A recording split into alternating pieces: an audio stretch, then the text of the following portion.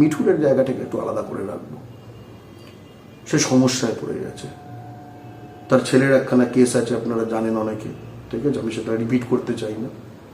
সে অনেক সমস্যা আছে, তার শরীরের অবস্থা ভালো না, কিন্তু একটা মানে কুসন্তান হলে একটা বৃদ্ধ বাবাকে কিভাবে, যে সময় একটা মহাগুরু ছিল বাঙালির, একটা সেই স্টার ছিল, তার কি অবস্থাটা হয়েছে আমার দেখে খুব কষ্ট হয়। তাপস পালকে ঠিক এই জিনিসটা করা হয়েছে, যে বাঙালির একটা ম্যাটিনি আইডলকে, ঠিক আছে, একটা ধ্বংস করে দেওয়া হলো। গনি খান চৌধুরী, মমতা বন্দ্যোপাধ্যায় তারা হুড়ুর করে এইখানে বাঙালিদের চাকরি দিয়েছে যখন রেল পেয়েছে হাতে। গনি খান চৌধুরী তো মালদায় রেলওয়ে রিক্রুটমেন্ট বোর্ডই খুলে দিয়েছিল, এখনো আছে, বন্ধ করার চেষ্টা করছে, সেটাকে ভাগলপুরে নিয়ে যাওয়ার চেষ্টা করছে বিজেপি। ও বলছে তুমি যদি আমার ইনক্রিমেন্ট না দাও আমি কিন্তু অন্য কোম্পানিতে চলে যাবো আমার পুরো সেলস নেটওয়ার্ক নিয়ে। এদের সেটাও নেই।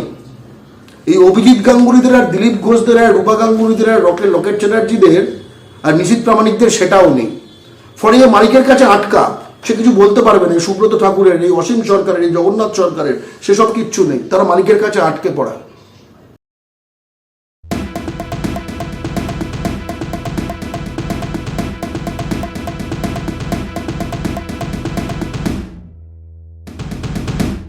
বাবুল সুপ্রিয় যখন জুনিয়র মিনিস্টার ছিল, যখন বিজেপিতে ছিল, কেন্দ্রীয় যে মিনিস্টার অফ স্টেট, যেটা MOS বলা হয়, অর্থাৎ ক্যাবিনেট মিনিস্টার, তার তলায় যে ডেপুটি মিনিস্টার বলতে পারো, সে তার মন্ত্রকের অধীন, তার লোকসভায় অবস্থিত তার মন্ত্রকের অধীন একটি ফ্যাক্টরি বন্ধ করা আটকাতে পারেনি। এক নম্বর। কদিন আগে দেখলাম বাঁকুড়া থেকে জিতেছে সুভাষ সরকার, ঠিক আছে। সুভাষ সরকার হচ্ছে কেন্দ্রের যে শিক্ষা মন্ত্রক রয়েছে, সেই শিক্ষা মন্ত্রকেরই আবার সে ডেপুটি মিনিস্টার, অর্থাৎ মানে বুঝতেই পারছো সাব মিনিস্টার, ঠিক আছে। শিক্ষা মন্ত্রক CBSE, যেটার কথা একটু আগে হয়তো বলেছিলাম, সেখানে সারা ভারত জুড়ে কয়েকটা শূন্য পদ আছে, সেখানে চাকরিতে লোক নেবে। তার জন্য সারা ভারতে তারা পরীক্ষার সেন্টার দিয়েছে, সারা ভারতে। এই হচ্ছে সুভাষ সরকার, মোদি কা পরিবার ব্যক্তি, ঠিক আছে। লিখে রেখেছে আবার যে মিনিস্টার সে সেন্টারে এডুকেশন ডিপার্টমেন্টে, মিনিস্টার অফ এডুকেশন। এই এডুকেশন মিনিস্ট্রিতে দেখো, মিনিস্ট্রি অফ এডুকেশনের আন্ডারে central board of secondary education, তার আন্ডারে বেশ কিছু খালি পদ হয়েছে। অর্থাৎ সুভাষ সরকারের যে মিনিস্ট্রিতে সে মন্ত্রী। গনি খান চৌধুরী, মমতা বন্দ্যোপাধ্যায় তারা হুড়ুর করে এইখানে বাঙালিদের চাকরি দিয়েছে যখন রেল পেয়েছে হাতে। গনি খান চৌধুরী তো মালদায় রেলওয়ে রিক্রুটমেন্ট বোর্ডই খুলে দিয়েছিল, এখনো আছে, বন্ধ করার চেষ্টা করছে, সেটাকে ভাগলপুরে নিয়ে যাওয়ার চেষ্টা করছে বিজেপি বিহারে।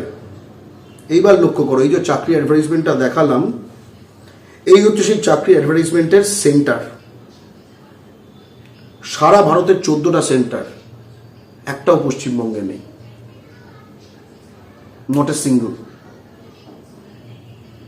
কোথায় কোথায় আছে বলছি, বিহারে আছে, উড়িষ্যায় আছে, আসামে আছে, বিজয়ওয়াড়া অন্ধ্রপ্রদেশ, গৌহাটি আসাম, পাটনা বিহার, চণ্ডীগড়, দিল্লি, ব্যাঙ্গালোর, তিরুবনন্তপুরম, ভোপাল, পুনে, ভুবনেশ্বর, রাজস্থান, চেন্নাই, মানে বুঝতে পারছো, পশ্চিমবঙ্গে একটা নেই।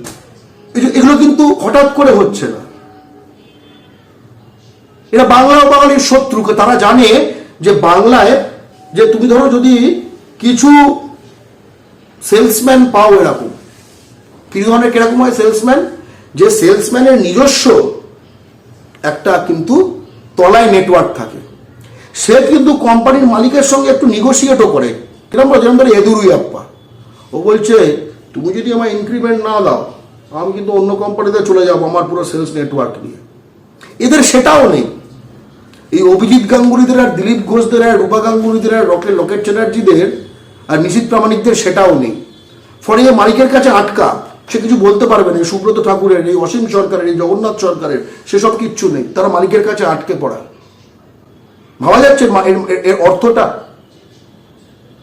এবার লাস্টে বলবো যে এই যে শুভেন্দু অধিকারী তথা ববি হাকিমকে, এর ফলে ববি হাকিমও এখন সৎলোক হয়ে গেল, কারণ অভিজিৎ গাঙ্গুলি ভগবান উনি বলে দিয়েছেন যে শুভেন্দু অধিকারীকে টাকা নিয়েছেন নাকি নারদা কাণ্ডে। তার মানে তৃণমূলের যারা ছিল তাদেরও পরিষ্কার হয়ে গেল শুভেন্দুকে সাফ করানোর নামে। একটা বাম আমলে হয়েছিল না যে কাকে একখানা বাম মন্ত্রীকে পাশ করাতে, মন্ত্রীর মেয়েকে নম্বর পাওয়াতে হবে বলে সেবার অনেকে ফার্স্ট ক্লাস পেয়ে গেছিল, কারণ ওর থেকে বেটার করেছে সকলকে তো ফার্স্ট ক্লাস দিতে হবে। তো তেমনি শুভেন্দু অধিকারীকে পরিষ্কার মানে একদম সৎ সনাতনী, কাগজে মুড়ে টাকা নেওয়া একটা চোর, সেখান থেকে একটা সৎ সনাতনীতে পরিণত করার জন্য ববি হাকিমও এখন তাকেও সৎ পেন্টিং করা হয়ে গেল।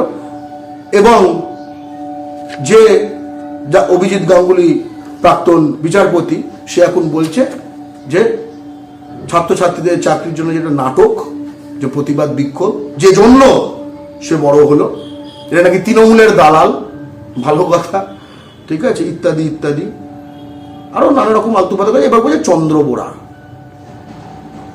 আমি এর থেকে কিন্তু নিজের আকাঙ্ক্ষায় গেছে, লোভ, নিজের লোভ, যাই হোক লোভ মানুষের থাকতে পারে, নিজের লোভে গেছে, নিজের লোভে হয়তো এখন অনেকটা তার ভগবানের স্থান ছেড়ে দিয়ে পবন সিং, ঠিক আছে, বাঙালিকে মা, বাঙালি নারীদের রাঁড় মাল কোলে তুলে নড়ানো, এদের পাশেই বসা সে তার স্থান পেয়ে চেষ্টা করি। কিন্তু আমি মিঠুনের জায়গাটাকে একটু আলাদা করে রাখবো।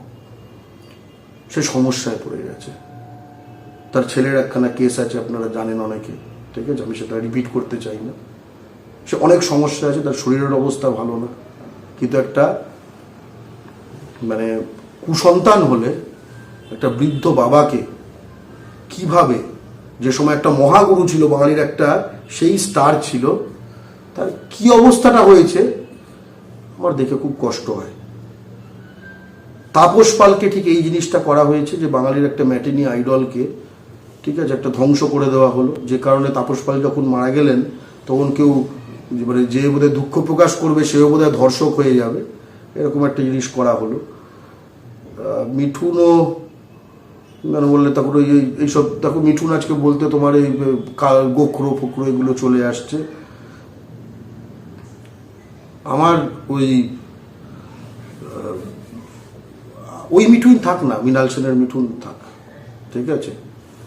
আমি চাই যে মিঠুনের বয়স হয়েছে, একদিন উনি চলে যাবেন, একদিন সকলকে চলে যেতে হবে।